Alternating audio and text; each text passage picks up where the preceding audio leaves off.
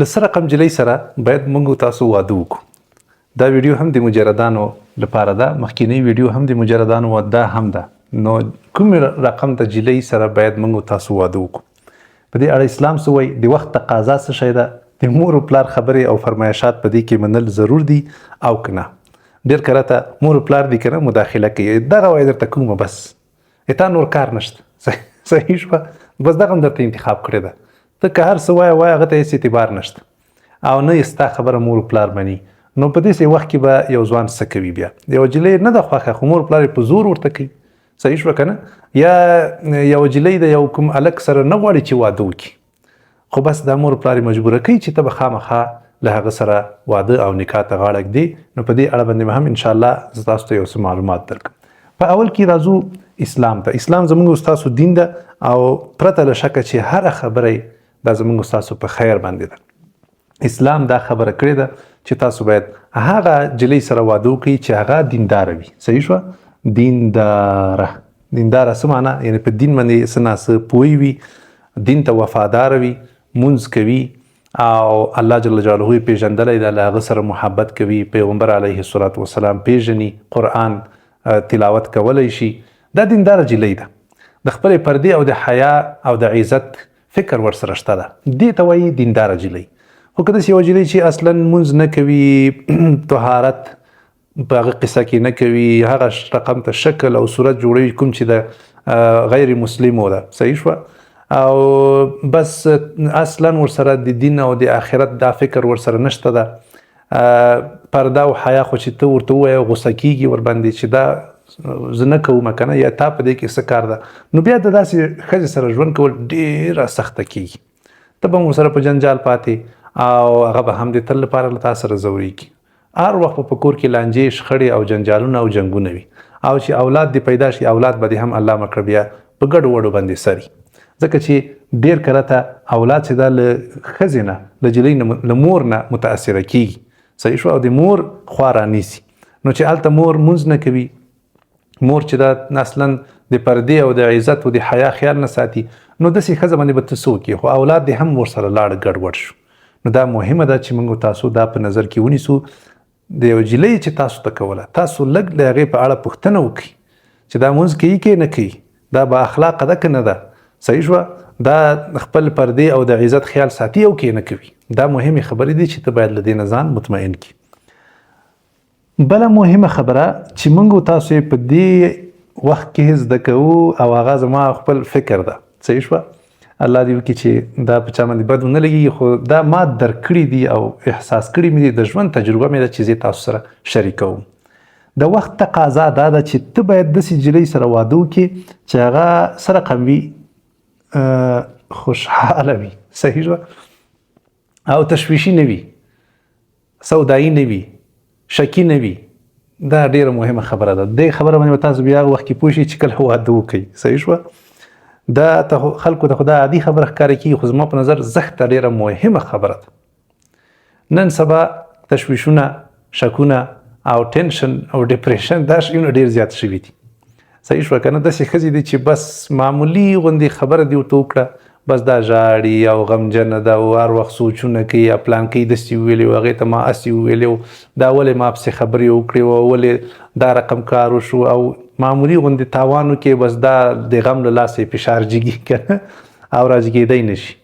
نو داسې ښځې سره بیا وخت نه تېرېږي، یا جنګونه کوي، لانجې کوي، غوسې کوي، په وړه خبره باندې اسمان ته وخیږي که نه او نه دې پرېږدي. نو ته بیا داسې ښځې سره بچی کوي.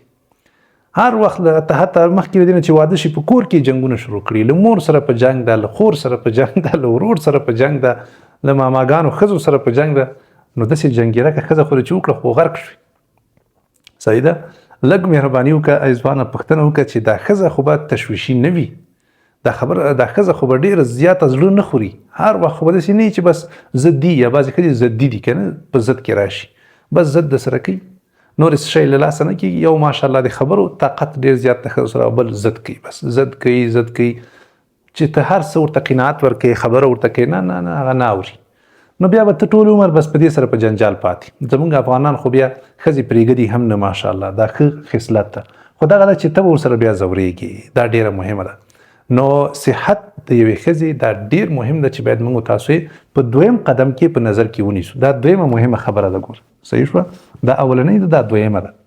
د ښځې صحت ډېر مهم ده، هم عقلي و عصبي لحاظ دا باید روغه جوړ وي او هم جسمي لحاظ.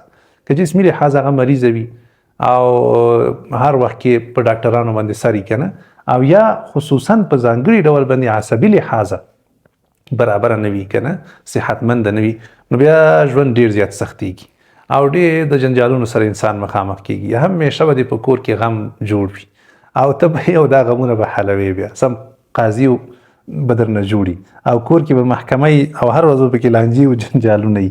نو دا ډېره مهمه خبره ده. هیله ده چې انشاءالله تاسو یې په نظر کې ونیسئ. خوشحاله ښځې سره، خوشحاله نجلۍ سره واده وکئ چې هغه په آینده کې تاسو ته هم خوشحالي درکړي او په خپله هم په ښه طریقه باندې ژوند پر مخ باندې بوځي. خو که تاسو داسې نجلۍ سره واده وکئ چې هغه تشویشي وي او ډپریشن لري، نو بیا به د تل لپاره تاسو په جنجال ورسره پاتې او هغه به کله ډاکټرانو باندې ګرځوه، کله ورته نصیحتونه کوه او کله ډاډه کوه او کله یو څه کله بل څه. ښه اخر کې موږ تاسو په افغانستان کې دغه مسلې سره ډېر داسې لاس و ګریوان یو. دا ډېره یو جدي او بده خبره ده. ډېر زیات والدین داسې دي چې هغوی دې ته ګوري چې مثلا د دې کورنۍ حسب و نسب څنګه ده، د دې ورور پلار څنګه ده، کورنۍ څنګه ده، دا دې دغه ته ګوري. دا خبرې دي چې ورته وکتل شي باید. خو متاسفانه بعض ځینې بیا دې ته هم ګوري وایي چې دغه نجلۍ به آینده کې کور کار کوي که به نه کوي، زموږ خدمت به کوي که به نه کوي که نه. نو بیا چې په دې باندې پوه شي بس ډایرکټ ورته غواړي، به ډایرکټ زوی ته کوي. که هغه خوښه وي او که خوښه نه وي خدای به دا نجلۍ کوي، یا په ملګرتیا باندې مخکې ځي. بس دا زما ملګری ده، زه د لور خپل زوی ته کوم خلاص. دې زوی که هر څه کوي که نه هغه دې کوي، دغه د هغه خپل کار ده. نو دا ښه کار بیا نه ده، دا د والدینو اشتباه ده. دا رقم باید ونه کړي. حد اقل یوه مشوره باید وشي، دا ضروري خبره ده. مشوره هغه که نجلۍ وي او که هلک وي دواړو سره مشوره کول ضروري دي. نبي علیه الصلاة والسلام هم د خپلې لور سره مشوره کړې وه او ورته ویلي وو چې پلانکی دې غواړي، ستا خوښه ده او که نه، پوه یې کړې وه. نو دلته موږ تاسو هم باید د یو مور او پلار په حیث باندې باید مشوره وکړو او له هغه نه وروسته دا تصمیم ونیسو. دا ډېر مهم تصمیم ده. په دې تصمیم باندې یا د دې دواړو ژوند جوړیږي او یا د دې دواړو ژوند بربادیږي، یا جوړېدلی شي یا تباه کېدلی شي. نو ولې موږ تاسو د بل چا په ژوند کې لغته ووهو؟ ولې د بل چا ژوند برباد کړو؟ مشوره ورسره وکړئ او پوه یې کړئ چې د هغوی خوښه وه، بیا د خیره تاسو دا اقدام وکړئ. او ځوانانو ته هم پکار دی چې مور او پلار ته خبره وکړي چې کله تاسو یو څوک انتخابولو ما ته یې ورې وایي، ما خبروئ، نو ته به خبر شئ، ته به یو څه پوښتنې وکړي ښځو نه، دقت به وکړي، له هغه نه وروسته بیا هو یا نه ورته ووایه. صحیح شوه. که زړه دې ونه غوښته نه ورته ووایه، صفا له اول نه چوپ او غلی مه کښېنه، ځکه چې بیا وروسته دا خو نه بدلیږي دا فیصله کنه. چې ورې تصمیم فیصله وشوه او ستا په نامه شوه، کوزده وشوه، نکاح، هغه نه وروسته بیا ته څه حق لري چې هغه ختم کړي؟ صحیح شوه که نه، یا یې فسخه کړي. نو مهمه دا ده چې ځوانان له اول نه مور او پلار ته دا ووایي چې تاسو دقت وکړئ په دې کې خیر ده، دغه خبرې په نظر کې ونیسئ او چې کله مو کوم ځای انتخاب که ماته ووایي بیا په مشوره باندې انشاءالله مخکې لاړ شي. خو که چېرته کوم ځای ستاسو نه وي خوښ او بیا هم خصوصا د نږدې کورنیو کې د ماما لور، د کاکا لور، د پلان کې نږدې کورنۍ اکثره ځوانانو ته معلومه هم وي، صحیح ده. نو که ستاسو چېرته خوښ نه وي نو په واضح ډول باندې ورته ووایئ چې زه نه کوم او په جدي ډول باندې منع کوئ. ځکه که یو وارې هغه تاسو ته دا وکړله او دستمال یې راوړ یا شیریني شوه خلکو کې مشهوره شوه، بیا که ته چېرته رد وکړې نو بیا خو هغه بېچارګۍ ژوند یې برباد کړه کنه، هغه به بیا آینده کې څوک کوي. نو په جدي ډول باندې تاسو باید هغه پوه کړئ چې وی نه کړي، خلک ورباندې خبر کړي، مسجد امام ورباندې خبر کړي او د دې مخه ونیسئ. خو که چېرته کوم مشکل تاسو ته پوهېدئ چې مشکل پکې نشته ده او زما ژوند ورسره تېرېږي، بیا بسم الله وکړئ او د خیره مخکې لاړ شئ. الله جل جلاله دې ټولو ته نیک صالح او خوشحاله جنکیانې په نصیب کړي. مننه.